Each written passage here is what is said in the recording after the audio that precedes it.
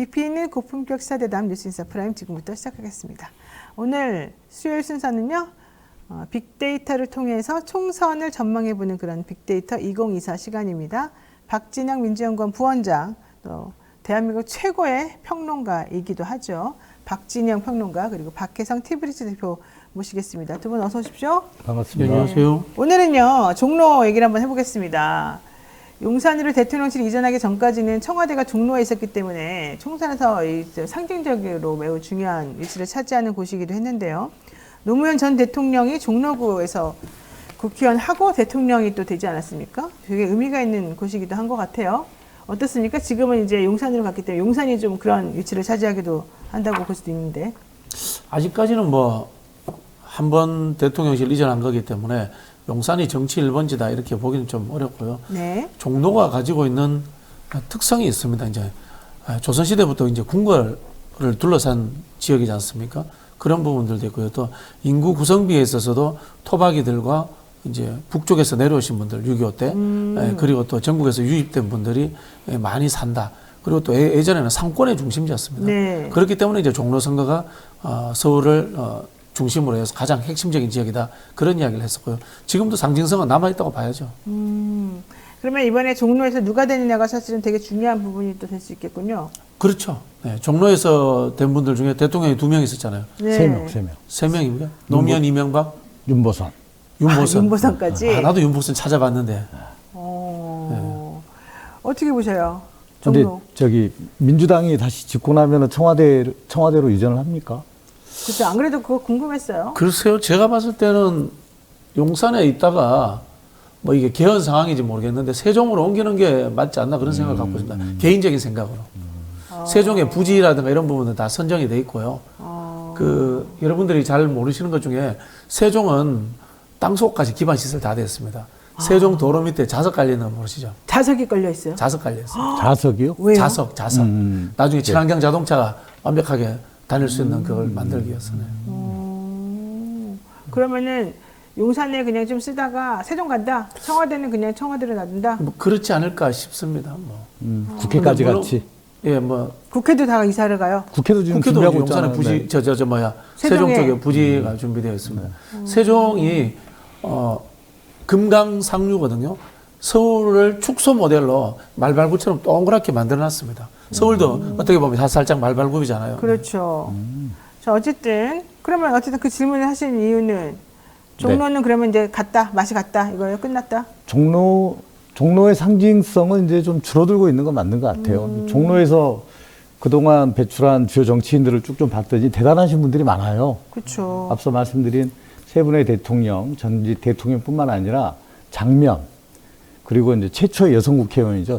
박순천. 이분이 1950년도에 와. 종로에서 당선이 야당 되셨습니다. 대표를 하셨죠. 대단한데요? 그렇죠. 뭐 네. 김두한, 유진호, 정일영, 정대철 부자 이런 분들도 좀 하셨고, 또 한때 잠룡이었죠. 이종찬 전 국정원장, 박진 전 외교부장. 그래서 종로는 한국 현대 정치사에서 굉장히 상징적인 의미를 가지고 있는 지역은 맞다. 그러나 대통령실이 이전하면서 이제 그 중요성, 상징성은 좀 이렇게 좀 퇴색되고 있는.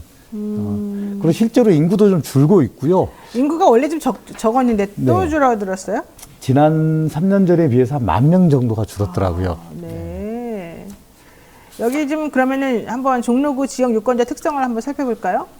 종로구 지역을 좀 보면은 네. 소매업 비율이 높고, 소매업 비율이 비율이 높다는 높고. 건 이제 구도심이라는 얘기거든요. 그리고 60대 이상 인구 비율이 높은 전형적인 구도심 지역이고, 직업 분포를 보면은 이자 배당, 임대소득 이런 직업군이 가장 많아요. 은퇴한 그 고령 인구가 많다는 뜻이고요. 그리고 그 평균 소득이 한 377만 원인데 이것도 좀 양극화되어 있습니다. 예를 들어 사직동은 492만 원, 굉장히 높죠. 네. 이게 정부종합청사가 있는 지역이거든요. 무학동이 459만 원. 이 정도인데 나머지 지역은 한 300만 원 초중반 이렇게 있고, 평창동이 여기에 이 지역구에 속해 있습니다. 네. 평균 소득은 그렇게 높지 않더라고요. 452만 원.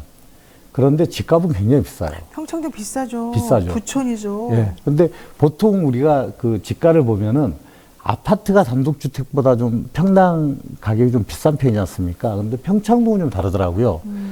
제곱미터당 아파트 가격은 839만 원 평균. 그러니까 3.3제곱미터가 한 평이잖아요.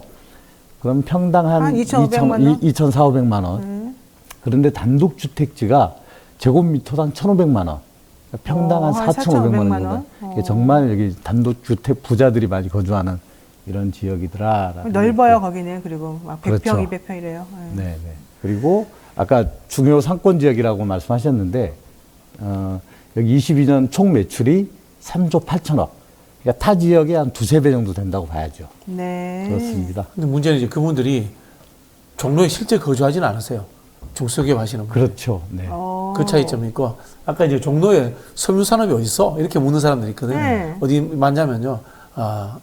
오래된 전통시장 지하 이쪽에 가면은 아직도 섬유 봉제하는 조그만한 중소기업들이 상당히 많아요. 저는 옛날에 서울시장 선거 할 때 제가 몇 번 돈 적이 있거든요. 평화시장 이런 데 말하는 거예요? 네네. 창신동 쪽 이쪽 말씀하시는 창신동 쪽도 있고, 거죠. 네네네. 많습니다, 상당히. 네. 야, 특이하네요. 그리고 여기 인구 구성 비율이 보면은 네. 30, 40대 인구가 적고 20대가 많고 50대가 많고 70대가 많아요. 왜 그러죠? 20대는 왜 많죠? 그래서 그걸 원인을 좀 찾아봤더니 네. 여기가 성균관대가 이 지역구 안에 있거든요. 명륜동, 종로구 네. 명륜동. 근데 성균관대가 또 여기는 또 이제 그 인문사회과학대 그렇죠. 쪽이라서 이쪽도 여초과가 많다 그러더라고요. 인사대. 네. 그러다 보니까 20대 여성 비율이 또 상당히 높은 지역이기도 합니다. 성균관대 공대는 이과대랑 공대는 일정 캠퍼스라고 해서 네. 저쪽에 있어요. 수원 수원 쪽에 수원 있어요. 쪽으로 수원에. 하죠. 네, 네, 일정 네. 캠퍼스는. 네. 그러면은 그래서 여학생들이 많다. 네. 그리고 저희 강북에서 제일 비싼 아파트 있잖아요, 여기. 안남 아파트? 아니, 저기 경희궁의 아침이라고. 경희구 야치. 사직동이죠, 여기가. 사직동일 거예요. 사직동이죠. 네. 그렇죠, 그렇죠. 그렇죠. 그래서 요즘 모르겠다. 한남동 유엔빌리지가 더 비싼지 모르겠다만. 그래서 여기 이제 그 지지층 분석을 좀 해보면은 진보 핵심 지지층이 27,000, 잠재 지지층이 12,000, 보수가 핵심 지지층이 한 25,000, 잠재가 5,000명. 그러니까 여기는 좀 약간 진보세가 진보적인 강한 데예요. 젊은 분들이 많아서 그런 건가요? 20대가 그런 것도 많아서? 있고 여기가 좀 양극화되어 있습니다. 앞서 말씀드린 뭐 평창, 사직 이렇게 뭐 교남 이렇게 약간 북서쪽에 있는 부촌들은 약간 보수적이고 네. 그 남쪽에 있는 쪽은 좀 진보 성향 호남 인구가 많고요. 그런데 이제 그 인구수로 보면 총 인구수로 보면은 이제 남쪽이 좀 더 많은 거죠. 그렇군요. 구도심 지역들은 호남 원적자들이 연령대가 있는 분들이 좀 조직화되어 있어요. 그래서 이제 민주당에 대해서 좀 우호적인 편이 많이 형성되어 있죠. 그 지난 총선 투표 현황을 지도로 한번 보면은요. 빨강하고 파랑 색깔이 조금 구분이 된단 말이죠. 저거 설명을 좀 해주세요. 그러면은. 저 위쪽에 네. 앞서 말씀드린 대로 좀 부촌이 있는 지역이고요. 저희가 동네가 어디예요, 저희가? 저 맨 위쪽에 아마 사직동이네. 사직동? 아니요, 사직동은 저 가운데 저기 파란색인 데가 사직동 아닌가? 아니요, 가운데 밑에 쪽 있죠. 아래 분홍색 있는 데가? 저기가 정부청사가 있고 서울경찰청이 있고 그 지역이고요. 그럼 파란색 있는 데는 어디예요? 저기 이제 지금 파란색으로 되어 있지만 저게 지난 투표 결과에서 그 지난 이제 역대 선거 결과를 좀 기반으로 했거든요. 지난 선거에서 좀 민주당이 크게 이겼기 때문에 전체적으로 좀 파란색이 많은데 저 빨간색 밑으로 지금 표시는 파란색으로 되어 있지만 저 지역들이 뭐 평창, 사직, 교남 이쪽이거든요. 저쪽 지역도 상대적으로 좀 보수세가 좀 네, 강한 지역입니다. 보수적이죠, 저기는. 저기 네. 빨간색 저기 산인데 숙정문 넘어가지고 그쪽에 그래요? 부암동 있는데 그쪽 저기 저기는 부촌 면적만 넓고 네, 사람은 네. 별로 없는 그렇죠. 데인데. 네, 네, 네. 네. 그 아래쪽이 보면은 지금 원래는 좀 전통적으로 좀 보수적인. 그런 저기가 지역입니다. 이낙연 전 총리가 황교안 전 총리 상대로 이긴 데잖아요. 네. 그러면은 이번에도 그런 게 유지가 될까요? 지금 보면은 종로구 개표 결과를 보게 되면 이낙연 전 총리가 훨씬 더 우세한 것처럼 나와요. 지금 파란색 그때 좀 크게 이겼죠. 이낙연 네. 58대 황교안 40이었거든요. 네. 이게 원사이드하게 이겼기 때문에 저렇게 나왔는데 이게 원래 전통적으로는 아까 말씀드린 북서쪽은 좀 약간 보수적인 성향이 강한 지역입니다. 근데 참 저 역대 선거 결과를 보면서 저때 이낙연 후보가 58%를 얻었단 말입니다. 오, 불과 엄청 많이 3년 10개월 전이에요. 이걸 보면서 저는 참 정치가 허망하구나. 그러네. 지금 이낙연 대표의 처지를 보면은 그런 생각이 많이 들었습니다. 황교안도 이때는 뭐 잠룡군 중에 제일 유력한 차기 또 선수 중에 한 명인데 지금 존재감도 없어져. 그렇죠. 한국 정치가 굉장히 속도가 빠른 것 같아요. 변화의 속도가. 그리고 난 다음에 최재형 전 감사원장이 종로에 국회의원 됐잖아요. 그렇죠. 보궐선거에서 네. 됐는데 네. 이 지역이 어쨌든 간에 정치 1번지라는 자존감이 있기 때문에 거물 선호 심리가 있는 것 같아요. 상당히가. 그리고 선거 운동 방식에 따라 가지고 이 또 확확 바뀌기도 합니다. 과거 재밌는 예가 한 번 있었는데요. 네. 2016년으로 제가 기억합니다. 오세훈 후보가 압도적으로 이긴다라고 했어요. 네. 여기서? 예, 이긴다라고 했는데 네. 오세훈 후보가 타 지역에 선거운동 막 지원 다니고 그렇게 했습니다. 근데 뒤집어져 가지고 진 적이 있습니다. 정세균 총리한테. 총리였죠. 본인이 네. 이길 줄 알고 딴 데 돌아다녔는데 네. 본인이 네, 졌다는 네. 거야? 그렇죠. 여론조사에서 한 15%까지 앞서고 있다가 뒤집어진 적이 있습니다. 특이하네요. 자, 어쨌든 종로구 현역 국회의원이 지금 최재형 전 감사원장인데 지금 최재형 감사원장은 이번에 공천 안 받는 거로 지금 얘기가 되고 있죠. 그렇죠. 받- 본인을 받고 받나요? 싶어 하겠죠. 이게 하태경 의원이 부산에서 여기로 왔다가 머쓱해져서 지금 다른 데로 튀었지 않습니까? 그렇죠. 네. 그럼 여기는 지금 누가 나와요? 종로구에는 국민의힘에서는? 저는 뭐 그 상징적인 사람이 없으면은 최재형 전 감사원장이 그대로 받을 수 있다라고 보고 있고요. 현재점 국회의원이죠. 그리고 지금 국민의힘 분위기가 중진들에게 페널티를 주더라도 경선을 보장하는 흐름으로 좀 바뀌고 있어요. 그런 부분에서 최재형 의원을 바로 쳐내기는 쉽지 않을 거예요. 아, 그러면 아직까지는 펜딩 상태인 겁니까? 네네네. 그런데 최재형 전 감사원장이 그러면 거기서 지역구 활동을 잘하고 있나요? 뭐 그까지는 정확히 잘 모르겠습니다만은 하태경 의원이 이렇게 와서 혼자 이렇게 덤비다가 그 지역구를 옮긴 걸 보면은 네. 녹록치 않다, 만만치 그래요? 않다 이런 판단을 하지 않았을까 싶은데요. 그러면은 하태경 의원이 못 버티고 나간다. 하태경 의원은 삼선 의원인데 네. 못 버티고 나간다는 것은 상당히 의미가 있는 것 같은데. 아까 종로가 되게 자존심도 강하고 그 거물 정치인들을 선호하고 그러니까 하태경 의원 같은 캐릭터가 종로에서 설득력이 별로 없었겠죠. 그러게 네. 구도심 지역이잖아요. 구도심 지역은 외부에서 넘어와가지고 좀 지명도가 있다고 하더라도 안착되기 쉽지 않아요. 구도심 지역은 이제 민주당식으로 표현하면 온라인 당원이 많은 것이 아니라 오프 당원이 많아요. 지역적 차원에서 커뮤니티를 오랫동안 형성한 사람들이 많기 때문에 외지인들이 와서 이게 진보 정당이든 보수 정당이 쉽지 않고요.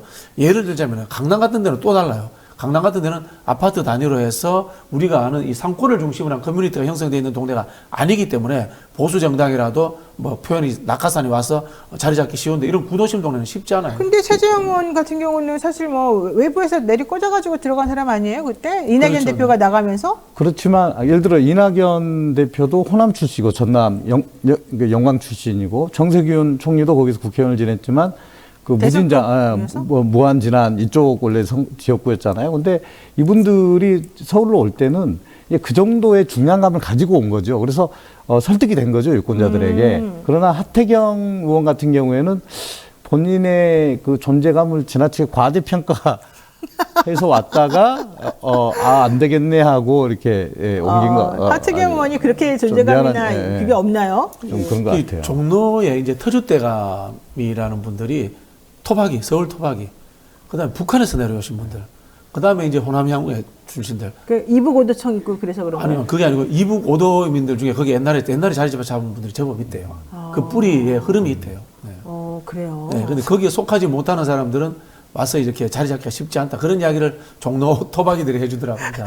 지금 민주당에서는 노무현 전 대통령 사위가 열심히 그 밭을 갈았다. 네, 그 그렇죠. 곽상원 변호사 그리고 전현희 전 국민권익위원장도 본인이 좋은 결과가 있을 것이다 이런 얘기도 지금 하고 있긴 하더라고요. 그러면 민주당에서는 두 명이 어떻게 될까요? 경선을 할까요? 경선하죠. 안 해요? 뭐 하겠다고 하면 하겠죠. 그럼 무슨 하시겠다고 뜻이에요? 하면 억지로 하시겠다고 하면 경선에 다 붙여주겠죠. 그럼 무슨 뜻이에요? 억지로 하겠다면이라니. 아니 지금 웬만하면은 이제 곽상원 위원장이죠. 전 위원장 쪽으로 추가 기울지 않았나 이렇게 생각을 하는데 전현희 의원이든 또 이종걸 의원도 여기 등록했어요. 이종걸 의원이요? 네, 이종걸 전 의원도 등록을 했는데 전현희 위원장이 꼭 경선을 하겠다면은 뭐 경선을 붙여줄 수는 있는데 그게 과연 민주당을 봐서 그리고 전현희 위원장 곽상원 위원장을 봐서 좋은 선택인지에 대해서는 대다수가 의문 부을 겁니다. 근데 전현희 위원장은 안 그래도 국민권익위원장 하면서 이 윤석열 정권으로부터 탄압을 받은 정말 그 탄압에서 살아남은 잔다르크적인 이미지가 있는 사람이었는데 굳이 본인이 종로에 나가겠다고 해가지고 사실 거기에 지금 한 그렇죠. 거예요. 네. 그러니까 왜 거기를 굳이 선택했는지 잘 모르겠지만 어쨌든 정치 1번지니까. 그러니까 어쨌든 본인이 간다고 그러면서 사람들이 다 말려주긴 했어요. 거기 곽상원 변호사 있는데 굳이 당신이 그렇게 뒤늦게 뛰어들어가지고 혼선을 빚을 이유가 있느냐 물어봤는데도 불구하고 제가 이제 어제도 사실은 만났거든요. 그런데도 불구하고 본인은 난 잘 이겨낼 수 있을 거라고 얘기를 했단 말이죠. 근데 지금 민주당 내부에서는 그렇게까지 낙관적으로는 보지 않는 듯한 분위기란 말이죠. 전현희 위원장이 지금 당의 그 특위위원장을 맡았잖아요. 네, 이재명 대표 비서 테러 관련 대책위원. 테러 대책 특위위원장을 맡았는데 그건 당에서 배려하겠다는 뜻이에요. 그러니까 그렇다면 꼭히 거기 안 가도 된다는 뜻이거든요. 그러니까 근데도 네. 불구하고 거기 자기가 꼭 가겠다고 한 거잖아요. 그 무슨 의미가 있나요? 그냥 뭐 상징적이니까 가시겠다고 한 것 같은데 저는 조정될 거라고 봐요. 아, 제 조정이 예측은 될 조정될 거다. 거라고 보고 아까도 말씀드렸지만 여기가 구도심 지역이기 때문에 당원들과 네트워크와 커뮤니티가 생겨버리면은 다른 경쟁자가 당내 경선하기 들어오기 쉽지 않은 곳이에요. 신도심이 아니기 때문에. 네. 여기 지금 이광재 사무총장 전 빠졌습니다. 원래 네, 네. 하겠다고 했다가 빠졌죠. 네, 네. 그분도 참 예의가 바른 거 예의가 바르다고 해야 되나? 염치가 있다. 좀 바르신 분이죠? 그럼 이분은 어디를 간다는 겁니까? 모르겠어요. 그거. 저는 아마 저기 당의 결정에 맡기겠다. 그렇지, 뭐 그렇게 하다- 해놨을 거예요. 사실 그 의원들의 태도는 그렇게 해야 되는 게 맞아요. 중진 의원이라든가 또는 뭐 본인의 쓰임새가 있다라고 생각되시는 분들은 당을 믿고 당에서 당의 바란 대로 자기의 간다. 거취를 좀 맡겨주는 것도 의미 있는 행동. 지금 예를 들자면 추미애 장관도 출마하실 것처럼 보이잖아요. 네. 지역구 이야기 한마디도 안 나오잖아요. 네. 그건 뭐냐면은 당에서 알아서 어디 보내주세요. 전략적으로 가라는 데 갈게요. 라고 이렇게 본인의 의사를 넌지시 피력한 거거든요. 그게 저는 맞다고 봅니다. 근데 임종석 실장이랑 그렇게 싸워도 되는 겁니까? 상관없는 그거는 겁니까? 이제 본인의 정치적인 성장 과정에서 분명히 밝혀야 될 지점이라고 생각할 거예요. 왜냐하면은 윤석열 검찰총장이 대통령으로 되는 이 과정들에서 원인 제공자가 누구냐? 보수 쪽에서도 이야기하고 우리 내부에서도 이야기하고 이건 굉장히 큰 하나의 그 진상규명의 차원이 돼야 돼요. 정치적으로. 그런 부분에서 두 사람이 양보할 수 없을 겁니다. 그 부분은. 그러면 내일 종로구 총선이 치러진다. 그러면 누가 되겠습니까? 저는 뭐 기본적인 표밭은 확실히 민주당에 유리한 아, 그래요? 구도이긴 하지만 저는 여기서 되게 관심 있게 보고 있는 게 이제 그 지난 3년 전에 비해서 줄어든 1만 명이 누구냐 보면 이게 서울에서 줄어든 인구가 대체로 이분들이 젊은 사람들이 경기도로 경기도로 이전을 해가는데 30, 40대다. 그 사람들이 그 약간 민주당 지지 성향을 가진 분들이거든요. 그래서 부동산의 부담을 못 견뎌서 나가신 분들인데 저는 그런 인구 구성의 그 변화 이런 것들이 영향을 미칠 수 있을 것이다라고 생각을 하고 있습니다. 결국은 이제 누가 나오느냐 이게 그 인물 구도가 어떻게 형성되느냐에 따라서 뭐 좀 유동적이라고 생각합니다. 그런 말을 저도 하겠어요. 지금 여기서 제가 결론이 뭐예요, 결론이? 후보군도 결정이 되지 않았는데 누가 된다. 아니, 가장 말 큰 문제는 잘못했다 지금 큰일 선거구 나죠. 조정 문제예요. 네? 선거구 조정 문제. 선거구 조정 문제. 선관위에서 올라온 그 가안들은 네. 종로와 중구를 합치는 걸로 돼 있어요. 아. 네. 그럼 지금 중구는 어떻게 돼 있어요? 중구하고 성동구하고 이제 쪼개져 있죠. 네. 합쳐져 있는. 지금 선거구가 어떻게 되어 있냐면 종로구가 단일 선거구, 그 다음에 중구 성동, 이렇게 해서 세 개로 되어 있거든요. 그렇게 되어 있는데 성동은 지금 인구가 단일 그 기초 자치구로 가불로 나뉠 수도 있죠. 그렇죠. 30만 네. 정도 넘는 네. 걸로 알고 있어요, 제가. 네. 그러면 이제 성동구를 가불로 나누고 종로구와 중구를 합칠 가능성이 많아요. 곽상원 변호사는 경쟁력이 있나요? 네? 곽상원 변호사는 경쟁력이 있어요? 원회치고는 지명도가 있죠. 그 노무현 대통령 사위라는 상징성도 있고 그런 부분들. 그 다음에 활동을 좀 열심히 했더라고요. 저도 모르겠습니다. 그 지역을 제가 자주 지나치게 오니까 열심히 활동하는 것처럼 보이는지 모르겠는데 플랜카드도 자주 보고 실제로는 곽상원 변호사도 길 가다가 자주 부딪혔어요. 제가. 아, 그래요? 네네네. 알겠습니다. 일단 대진표가 안 띄어졌기 때문에 결과는 모르겠다. 네. 이게 오늘의 아니, 결론입니다. 생각은 있지만 말할 수 없다. 이야기 좀 해요. 네. 이야기해야죠. 다치기 싫다. 솔직히 말해줘야죠. 이렇게 하면 뭐예요 이게 오늘 우리 지금 방송 보시는 전현희 저기 전 의원도 계시고 곽상원 변호사도 계시는데 여기 누가 이길 것 같다 이렇게 말씀. 우리 이종구 의원도 굉장히 서운해하실 것 저도 같아요. 전현희 위원장하고 친해요. 곽상원 그 위원장도 길 가다가 봐주칠 때마다 인사하고. 이종구 의원도 얼마나 그렇죠. 서운하겠습니까? 이종구 의원도 오랜 관계. 네, 지금 얘기를 딱 들어보니까 한 명으로 기차게 되네. 그냥 제 느낌에는 그냥 있는 대로 그대로 갈 것 같아요. 당에서는 전현희 의원을 부산 쪽에 쓰고 싶어 하는 것 같더라고요. 민주당에서는 부산으로. 부산 구도를 만들고 싶어 하는 것 같더라고요. 부산을 가기 싫어하는 것 같은데. 네, 본인 가기 싫죠. 제가 만약에 서울시장이라면은 이 사대문안의 구도심 한번 행정구역 조정 한번 했으면 좋겠어요. 이런 식으로 잘게 쪼개놓은 구로는 종합발전계획을 세우기 어려워요. 알겠습니다. 자, 중성동 갑 한번 보겠습니다. 중구가 인구 문제로 아까 말씀하신 것처럼 이제 성동구랑 합친다는 거잖아요. 그래서 중구하고 합쳐져 성동, 있어요, 지금 선거구는. 중성동구로. 네. 네, 그래서 이게 합쳐가지고 중성동구 갑 그리고 중성동구 울 울, 이렇게 그렇게 돼 있죠. 나눠진다는 거죠. 그러니까 중구가 독립된 선거구로 존재하기 못하니까 인구가 부족해서 현재 12만. 성동구를 쪼갰어요. 성동구에서 옥수동하고 구모동을 뺐죠. 그걸 중구하고 붙여준 겁니다. 그러니까 나머지 성동구는 이제 성동구, 중성동구. 이게 원래 홍익표 의원이 원래 그렇습니다. 있었던 지역구인데 네, 네. 그분이 거기를 포기하고 서초 을로 왔단 말이죠. 홍익표 의원. 그렇죠. 홍익표 의원 네. 성동구는 네. 중구가 포함되어 있지 않는 그게 원래는 순수 네, 성동구. 네. 이름만 좀더 오른쪽에 있고 중성동구. 네. 저기 네. 동쪽에 있고 그다음에 중성동구는 현재 박성준 의원인 거고 그렇죠. 중구하고 성동구가 합쳐져 있는 서쪽에 있는 쪽 이렇게 그렇죠. 보시면 여기가 지금 할게 중성동구 갑. 중성동구 여기가 갑. 성동구만 있어요. 성동구에서 옥수동과 금호동이 빠진 성동구입니다. 그러면 되게 좀 고급 아파트 좀 최근에 네 그렇죠. 부촌 뭐 우리가 서울 잘 평균보다 아는. 조금 네. 소득이 높은 뭐 이런 곳이겠네요. 네네. 좀 분석해 볼까요? 여기는 이제 보면은 네. 평균적인 인구수와 소득 수준을 가진 중산층 밀집 지역이다 이렇게 중산층 밀집 지역이다. 네, 이렇게 볼 수 있고 직업군을 보니까 이제 회사원들이 가장 많고 30%. 근데 아까 종로에서 이자 배당 임대소득자들이라고 했는데 그분들도 꽤 많아요. 27%. 그리고 대기업 종사자가 한 15% 이렇게 있고요. 평균 소득이 386만 원입니다. 근데 특이한 게 2020년에 평균 소득이 336만 원이었는데 굉장히 가파르게 늘었습니다. 소득 수준이 늘었고요. 약간 보수화될 수 있다는 이런 예측이 가능한 거고. 이게 집값이 올라서 좀 그런 게 있나요? 네네. 서울숲이 있는 성수 1가 1동 지역이 평균 소득이 가장 높더라고요. 486만 원. 그 부동산 가격이 평균 여기가 제곱미터당 한 4,500만 원 정도 해요. 네. 그럼 평당 한 4,500 정도 한다는 거죠. 근데 앞서 말씀드린 서울숲이 있는 이 지역 같은 경우는 제곱미터당 3,000만 원. 평당 한 1억 정도 한다는 거죠. 이것도 22년 하반기에는 4,300만 원이었어요. 많이 내린 겁니다. 서울숲이 가보시면 알겠지만 안 가보셔도 알겠지만 엄청나게 상자 벽해가 됐어요, 진짜. 그렇죠. 네, 그렇습니다. 엄청 높고 엄청 고급져요. 그러니까 평당 1억 한 4, 5천만 원 하다가 지금 1억으로 떨어진 거예요. 네, 떨어졌어요. 근데 그래서 SBS 태영이 그것 때문에 망했다는 거 아니에요, 지금? 아, 그래요? 네, 거기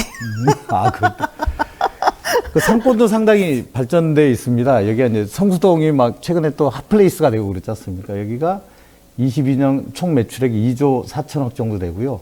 가장 큰 상권은 성수역이 있는 성수 2가 3동 4,400억. 여기 막 건대 입구에 그런 데가 있는데 그렇죠. 그렇습니까? 그래서 그 정도 되고요. 나 아는 사람들이 거기 많이 사는데 다 너무 부자들이야. 그러게요. 네. 정말 짜증나 죽겠어요. 변호사님도 부자졌습니다. 뭔 소리야 지금.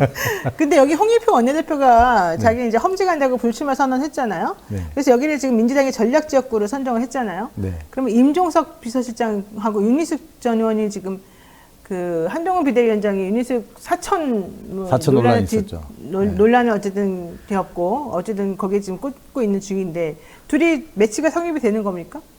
일단 뭐 민주당에서는 전략지역으로 선정을 했는데 구도는 지금 뭐 386 심판대 뭐 이렇게 운동권 시작해서 심판대, 586 구도가 되게 안정적으로 만들어진 것처럼 보이죠. 될까요? 윤희숙 대 임종석 누가 이길까요 그러면? 저는 성립이 안 될 것 같아요. 매치. 성립이 아예 안 돼? 왜? 명분의 문제에서 홍익표 의원이 자기 지역구를 버리고 험지로 험지로 쓰면. 갔습니다. 갔는데 그 지역구를 전임 임종석이 국회의원이었고 친구였던 임종석이 온다. 이 홍익표 의원의 그 참 표현이었어요. 희생이. 선행 희생 자체가 희석되어 버려요. 그런 부분에 좀 명분이 그럼 부족하지 누가 않나. 와야 돼 그러면? 그런 생각이 모르죠. 전략적이니까 전략적으로 잘할 수 있는 사람이 오면 좋겠죠. 박 부원장님께서 저렇게 말씀하신 이유는 좀 보충 설명을 드리면 원래 여기가 임종석 의원 지역구였거든요. 그렇죠. 네. 근데 지난번에 약간 그 뭐 법적인 문제가 있어서 출마를 포기할 때 네. 2012년 친구인 2012년. 홍익표 의원에게 이 지역구를 넘겨주고 불출마 선언을 했습니다. 근데 이제 그 지역을 홍익표 의원이 서초로 옮기고 다시 일종의 전 주인이 오는 것처럼 되는 이런 구도가 민주당으로서 부담스러울 수 있죠. 근데 동아일보에서 기사가 하나 났어요. 어젠가 오늘인가 났는데 오늘 새벽에 났네. 오늘 3시에. 여기에 조상호를 꼽겠다. 이걸 저울질하고 있다. 민주당에서 지금 전략공천 지역으로 50곳을 지금 찍고 있는데 여기다가 조상호를 어디다 꼽겠다는 분석도 있다. 임종석 대신에. 요 얘기 났는데 조상호 변호사가 하향 조상호 대출이시네. 변호사는 나 싫다. 나 금천에서 잘 나간다. 그러고 있어요. 뭐 싫다고까지 정확히 말은 안 했지만 이거 어떻게 됩니까? 모르겠습니다. 나 같으면 가겠는데 왜 싫다 그러지? 염치가 있는 거죠. 아, 조상호가. 그 기존에 있던 금천구에서 오랫동안 준비했으니까 금천구 주민들에 대한 예의도 있는 거고, 그 다음에 이 중성동에 대해서도 그냥 덥석 물고 가는 그런 사람이 아닌 거죠. 그렇군요. 훌륭합니다. 알겠습니다. 염치 있는 정치. 자, 중성동 을도 보겠습니다. 중성동 을은 지지층 분석 어떻게 됩니까? 진보가 좀 더 중성동 을은 네. 여기가 이제 중구 플러스 성동에 옥수와 금호동을 붙여놓은 지역입니다. 근데 옥수와 금호동이 최근에 뭐 재개발되고 특히 금호동 같은 경우에 그리고 옥수동이 또 한강변을 끼고 있지 않습니까? 아파트 값이 굉장히 비싼 지역입니다. 그래가지고 약간 보수화된 이런 지역이기도 하고요. 여기도 이제 지역 유형을 분류하자면은 평균적인 인구수의 소득 수준, 평균 소득 수준을 가진 중산층 밀집 지역으로 분류가 될 수 있고요. 여기 이제 중구의 소공동 그리고 성동구의 옥수, 금호동은 소득 수준이 상당히 높습니다. 옥수동 굉장히 놀랐는데요. 이 지역의 중성동구 을의 평균 소득 수준이 395만 원인데 여기도 2020년 350만 원에서 상승폭이 굉장히 큽니다. 근데 그 중에서도 옥수동은 502만 원. 굉장히 높죠. 엄청 높네요. 금호동이 460만 원. 뭐 이렇게 여기 원래 있습니다. 지상욱 후보가 그분이 지역위원장이에요. 지난 선거 지난 때, 때. 굉장히 선전을 했었죠. 박성준 의원이 승리를 하긴 했습니다만 네. 심은하 씨 남편인 지상욱 네. 후보. 근데 이번에 안 나온다는 거잖아요, 이분이? 그러면서 누가 나와요, 국힘에서 그러면? 이제 이해운, 그다음에 하태경. 이혜훈 의원, 전 네, 의원, 네. 하태경 의원. 네. 하태경 의원 이렇게 왔다 갔다 해도 되나? 뭐 자기 자꾸 자리를 못 잡아내 자꾸. 집을 두고 나왔는데 그게 사실은 정당이 제대로 이제 자리 잡혀져 있고 안정화되어 있으면은 하태경 의원이 자기 지역구를 희생하고 나오면은 그때부터 컨설팅 하듯이 어느 정도 배려를 해줍니다. 근데 지금 국민의힘이 그런 정당이 아닌 거예요, 지금. 그리고 그 이해운 의원, 사실 지난번에 그 이해운 의원과 하태경은 바른미래당입니까? 바미당 갔다 왔죠. 바른미래당 같이 했었던 전 동지잖아요. 그 이해운 의원 같은 경우 별명이 뭐 여자 유승민이라고도 불릴 정도로 서로 좀 약간 그랬을 텐데도 근데 지금은 아닌 지역구를 것 가지고 같은데? 이렇게 경쟁하는 거 보면은 이 중구가 출마자들 이야기 들어보면 선거운동이 제일 힘들대요. 그래요? 길에 왜요? 보이는 사람들하고 유권자하고 다르대요. 다르죠. 맞아요. 왜요? 길에 유권자가 안 다닌대요. 여기가 누가- 명동, 누가 소공동, 다니는- 뭐 성공동이에요. 서울대에 있는 서울역에 남대문 있는데 여기거든요. 그러니까 유권자하고 상관없는 사람들이 다니는 거죠. 예. 진짜 재밌다. 상권은 굉장히 큰데 그 상권에서 돈을 벌어가는 사람들은 타 지역 사람들이고. 알고 봤더니 중국 사람들이야. 예.